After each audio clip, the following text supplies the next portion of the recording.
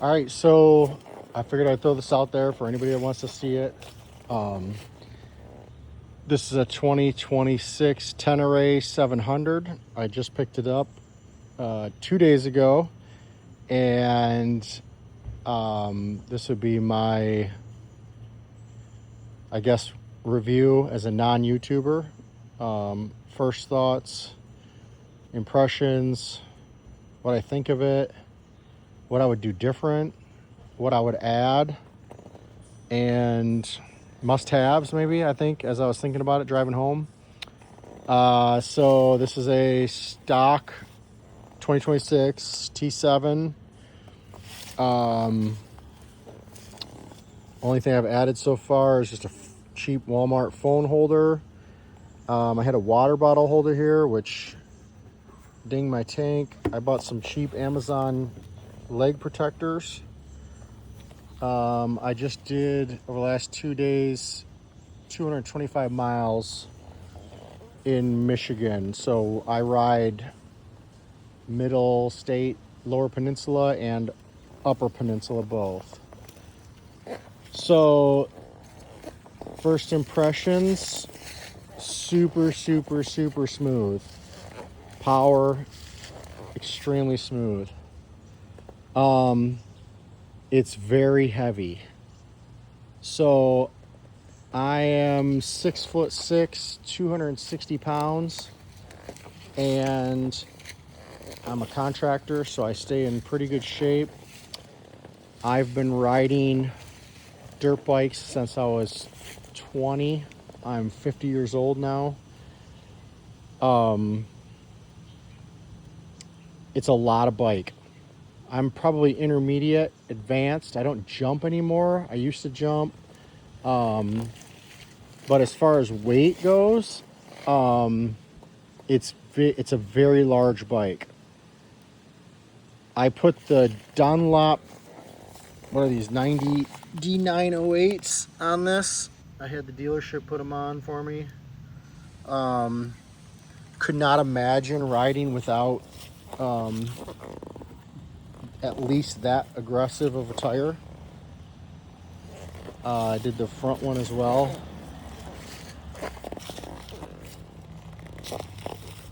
So I rode last night, Friday or Thursday night. This is 4th of July weekend. I started last night at 9 p.m. up in Houghton Lake, Michigan. And I ride that a ton with my snowmobile. I do backcountry 154, long track. I ride by myself a lot. I put this bike down probably 5 times last night alone. I didn't end up getting back to, I went to my friend's house up in Gaylord, so I didn't end up getting to Gaylord till 2 a.m. So I was on the trail from 9 p.m. to 2 a.m. It's 80 degrees, so it was worth it. But yeah, this bike was tore up. So these are breakaways. I reinstalled them at my buddy's house, but these are actually breakaways. So when you put it down, these will break. There's a little rubber gasket inside there. Those were both broken away. Busted a mirror. Hand guards were all twisted up. Broke my water bottle. Well, this turn signal was popped out completely. I had to put that back in, but you can see it's like on a rubber gasket there, which is kind of cool. So it's kind of like a breakaway. It is a very heavy bike. I would suggest, and again, I'm 6'6". I would suggest, if you're thinking about getting this bike and taking it off trail or off pavement at all, you should go to the gym and be able to deadlift. I'd say probably 250. So put 250 pounds on the bar. You know, put at least 245s on both sides, maybe a couple 20s on there too. You should be able to comfortably deadlift that amount of weight to get this bike back vertical. Like I said, I dumped this bike probably 5 times in the first 80 miles that I owned it. I rode super hard last night, and to the point of breaking a mirror, hand guards, turn signals, everything else. So Number one, don't buy the bike unless you're in good shape. Number two, don't buy the bike if you're not at least, I would say, an intermediate rider, if you're going to take it off the concrete at all. I mean, it'd probably be a blast just as a street bike. Just leave the stock tires on it, right from Yamaha, and maybe do some fire road stuff. But so we have a ton of sand up here in Michigan, so it is an absolute pig in the sand. I'm used to riding a CRF 450R, and this thing is an absolute tank compared to that bike. All right. So I hear a lot of people talk about like the seat, that the stock seat sucks and blah, blah, blah. And I hear people say the windshield's not tall enough. So I'm a dirt bike rider. So for me, that windshield is plenty. Like, you don't need more windshield than that. Again, I'm a dirt bike rider, so I'm not just riding highway.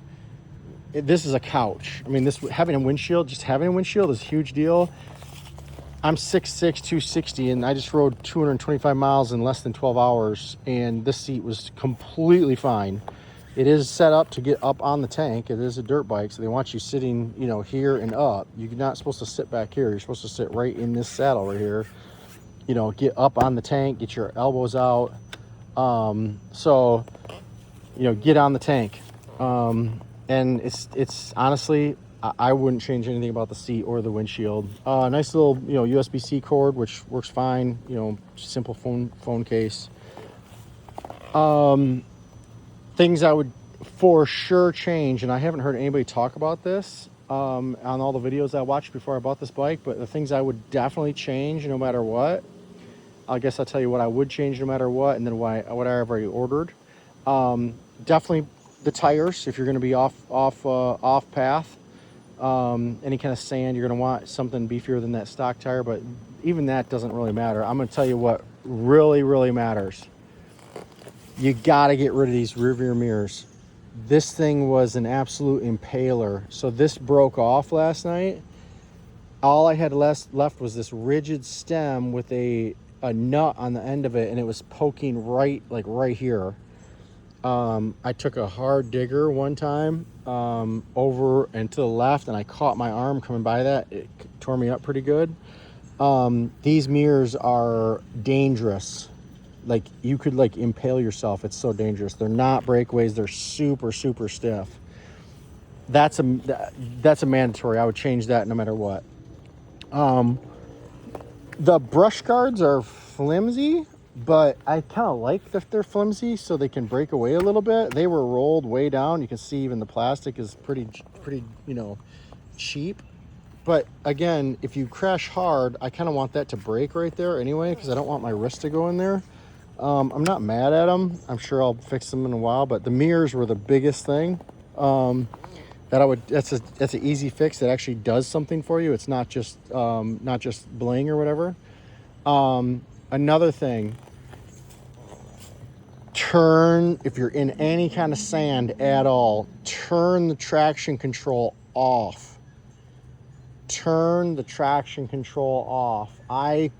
And here's the deal. Every time you turn the key off and you cycle and you turn it back on, the traction control gets turned back on. So you have to manually turn the traction control off every single time. That probably accounted to 3 of my hard sand crashes last night, just from the traction control being on. And if you ride dirt bikes at all, you know what I'm saying, you got to use your back tire to steer the bike. And I was in a deep sand rut from side-by-sides. I went to give it gas, and it just pooped out, plop, plop, plop, plop, because it was in traction control. It didn't want to do what I wanted it to do. So it caused me to crash multiple times before I realized I have to turn the traction control off every time I start the bike. So that's a riding tip that I would highly, highly suggest doing every time you are in anything slippery like sand. The mirrors, the tires. I ordered a full Yoshimura pipe, header pipe. I'm going to put that on probably maybe next week, get it flashed. Yeah. Out of all the sports I do, jet skis, snowmobiles, dirt bikes, four-wheelers, side-by-sides. Probably my favorite machine so far in the last 25 years right here. I mean, I've got my wife's quad sitting on my truck over there, and you know, I mean, we ride. Don't care about the fender kit. They had a high fender kit. It's like whatever. It's kind of a waste. I would probably put the cage on because I wreck. I push hard, so I drop it a lot. So that one of those steel cages that you can hold lights and stuff on would be kind of nice to protect this general area.